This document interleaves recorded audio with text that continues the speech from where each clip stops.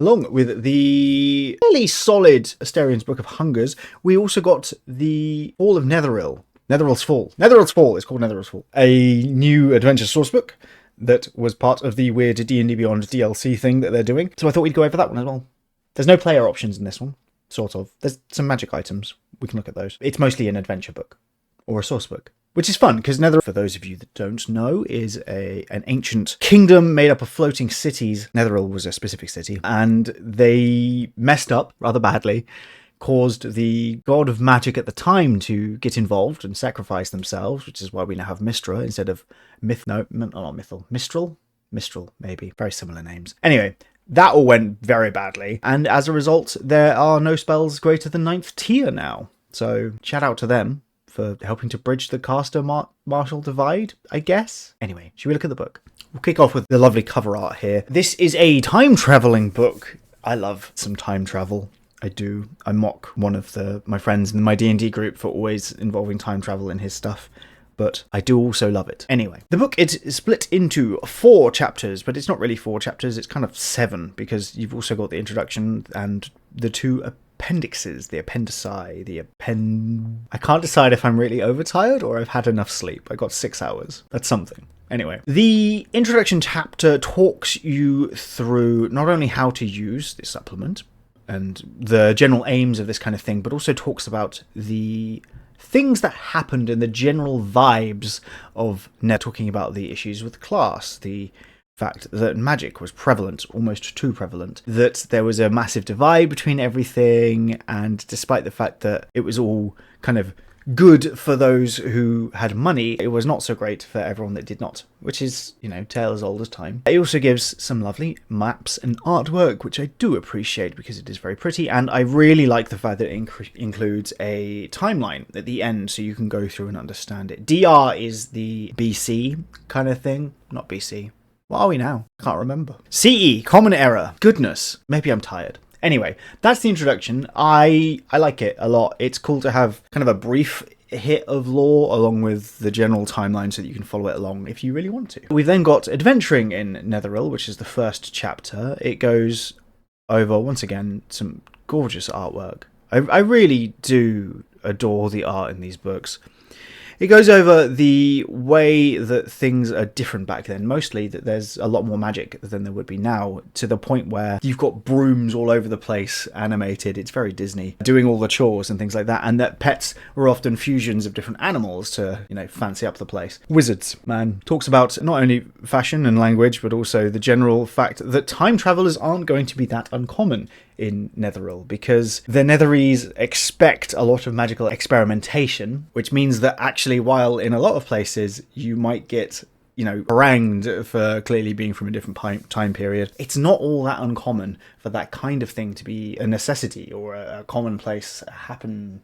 A commonplace happening? It is commonplace. There we go. In Netheril, which is cool. It also gives you the general sensibilities and things like that, as well as a breakdown of a couple of the places and maps for them as well. Chapter 2 is all about the magical anomalies. These are environmental effects that can occur, as well as traps and things like that. It gives a breakdown as to what they are, not where they are, so you can kind of put those wherever you feel like.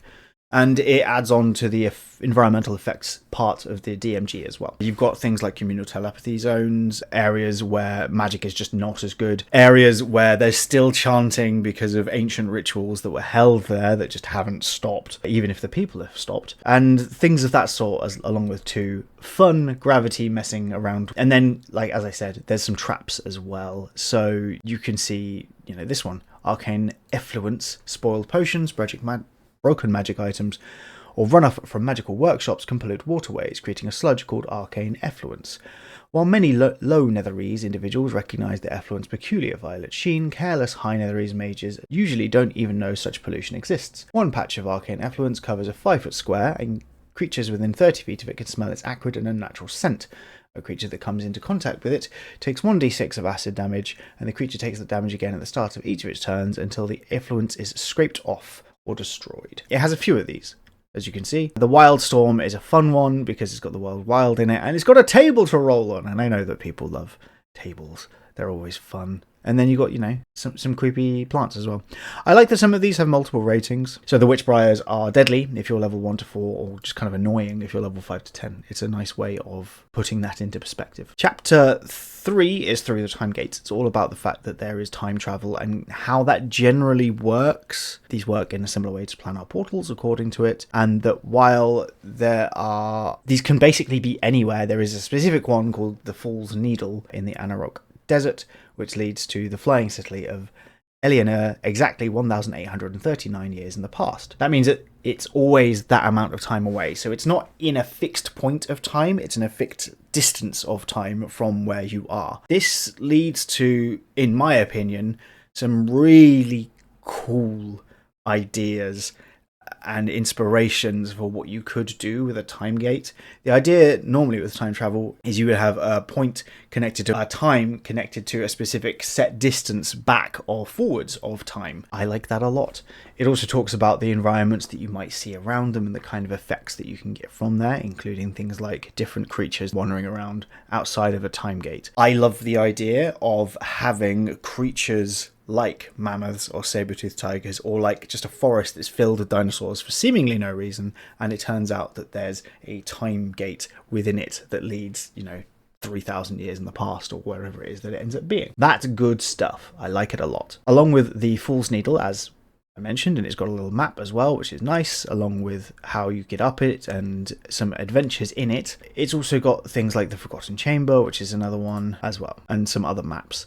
I have really mixed feelings about the way that the adventures are done in this book and in the Faerun book. I love to a degree that these are shorter and easier to pass, and that's good for people that are familiar with running adventures, I think, from modules. But for people that are not, I don't know that these give really enough information to help people really grasp how to run an adventure and what to do. And I think having a mix of both is probably really important in a book, and this doesn't have that. Chapter 4 is Escape from the Past, which is time travel adventures, and in much the same way as the previous one has that, you've got your situations, the hook, and then the disaster, plea for help. So the general steps, it's not set in stone. These are malleable things with maps that do exist, but as a general rule, you're doing a lot of the work here as the DM, instead of it being less creatively demanding. I don't dislike the approach. It's just odd. My thoughts are still percolating on this. The Faerun book had 50 adventures, but all of them basically were in this style. So yeah, I don't know. Let me know. Do you like this style of adventures, or would you rather it be a proper, fully written thing? Even if it was just twice as long, you could get a lot more information in it and maybe help out newer DMs. But yeah, that's it for the first bits of the book. We can look at the magic items and the bestiary now as well. So there aren't many items or monsters in this, but I like some of the ones that are. The Arcane Battery is an especially interesting one. It's an uncommon item which you can use a magic action to hold against a magic item which has charges, and it will help recharge it. It's a really simple but very effective concept, and then after that it loses its magic. You've also got the Breach of Element, which lets you change the element of an attack that someone else has. I don't know that really should be a rare item that requires attunement, but that's a whole other thing. And then among the other things, you've also got a Fork of Eddy summoning and a Margin handbell, both of which let you summon in a creature from the bestiary. So it's not bad. The Mythalar Cloak is a pretty decent one as well. It has 10 charges and regains 1d10 charges at dawn. You can take a bonus action to expend a charge to activate the magic, which lasts for a minute. While the cloak's magic is active, you gain a fly speed of 30 feet and you can hover. And when you hit a creature with an attack roll, you can deal an extra 1d4 once per turn. Again, once per turn. I think the once per turn limitation on a lot of these abilities and magic items is less about balancing the item itself and more because there are very few effects which benefit people that want to hit with heavier weapons now.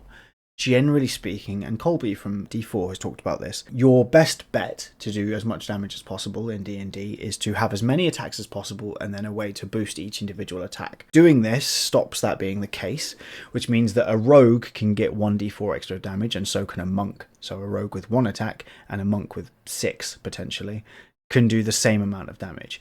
And that's good extra damage. And that is a good thing, but I don't think it incentivizes hitting once really hard. And I would love to see more magic items that did do that. Something like a weapon where if you gave up your extra attacks, you would deal twice as much, 3 times as much damage, or something like that. There's a subclass feature in the Gunslinger that lets you do something similar to that. You get to roll your attack with advantage, and it definitely, if you hit. It's a powerful endgame ability, but it ties nicely into that taking your time to take the shot thing. And I think the same could be done with melee marshals as well. But yeah, that's that. The bestiary is primarily these Eldritch Eddies, which are just sort of forces of nature. I really do like the artwork here, though. It's beautiful. We've got the Margan, which come in a few different flavors, some of which you can summon. Well, I think it's the Terran Margan you can summon. And then the Faerun, which still look like just evil sunflowers to me. These are one of the creatures, one of the aberrations, that species of aberrations, in fact, that were against Netheril in general because they were messing around with a weave. And they were grumpy about it. That is a brief overview of everything there is to see in the Netheril's Fall supplement. I like it well enough. I think it's got some cool concepts in there. Certainly a lot of inspiration can be taken from it for your own adventures, and you could slip in a time gate into just about anything and be absolutely fine.